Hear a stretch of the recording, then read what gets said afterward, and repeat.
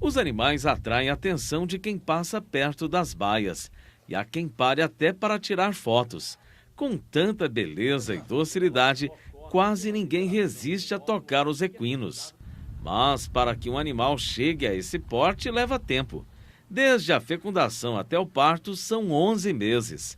Os machos são sexualmente potentes com 1 ano de idade, mas são usados como reprodutores geralmente aos 3 ou 4 anos. Já as fêmeas terminam a puberdade entre 15 e 25 meses e podem procriar com 2 ou 3 anos. Em alguns casos, como revela essa imagem de ultrassom, surge uma dupla ovulação, o que pode causar uma gestação de potros gêmeos, também conhecida como gestação gemelar. A gestação gemelar ocorre, na maioria das vezes, pela liberação de um óvulo que é fecundado por diferentes espermatozoides. Se diagnosticada precocemente, ela pode ser transformada numa gestação simples, graças ao uso de técnicas para evitar prejuízos à saúde animal. A especialista em reprodução de equinos, Camila Ferreira, explica que o corpo de uma égua não possui aptidão e nem conformidade para gerar 2 potros ao mesmo tempo. Mesmo quando essa gestação é levada até o fim, há riscos para a mãe e geralmente um dos filhotes não tem aprumo e nasce sem valor comercial. A perda econômica que isso vai gerar é grande, porque você vai ter um aborto, vai ter um natimorto, você vai perder a estação de monta. A gente já trabalha com a espécie que produz 1 potro por ano, porque se você pode intervir durante aí 11 a 16 dias, que é a época que a gente faz a redução manual de uma dessas vesículas, então por que não? Se a gente pode trabalhar aí com a prevenção, literalmente não tem um espaço fisiológico, o útero não suporta, tem uma competição entre essas 2 placentas, então você vai ter aí um aborto que pode ocorrer em diversas fases da gestação. Em situações de gestação gemelar, é preciso identificar bem qual vesícula embrionária deverá ser interrompida, para não atrapalhar o desenvolvimento do outro feto. O primeiro passo é separar essas 2 vesículas embrionárias, que na realidade são as vesículas embrionárias. Separar, porque se elas estiverem juntas, fica difícil de fazer essa redução. Na literatura, alguns trabalhos falam de reduzir a menor, que possivelmente esse embrião já está aí em competição, ele já está com menor chance de sobreviver.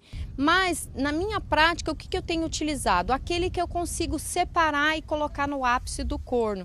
Se independente do tamanho, eu tenho visto na minha prática que o que eu consegui separar e colocar no local adequado para fazer essa redução. Sabrina é estudante de medicina veterinária. Ela decidiu ampliar os conhecimentos sobre o assunto porque há criadores que insistem em manter a gestação gemelar até o fim. Insiste porque ele acha que vai ser bom para ele, né? Porque vai dar 2 potros, 2 potrinhas e ele acha que vai ser um lucro maior para ele, mas não é. Uma dúvida comum entre estudantes de medicina veterinária é a identificação de uma dupla ovulação.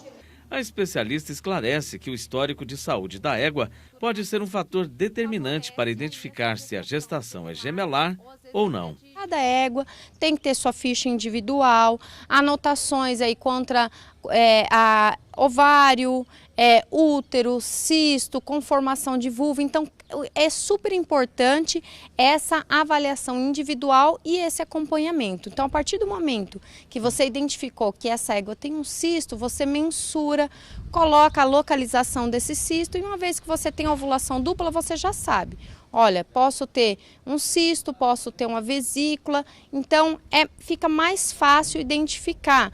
As ovulações duplas são mais comuns nas raças pesadas, como as éguas PSI, puro sangue inglês.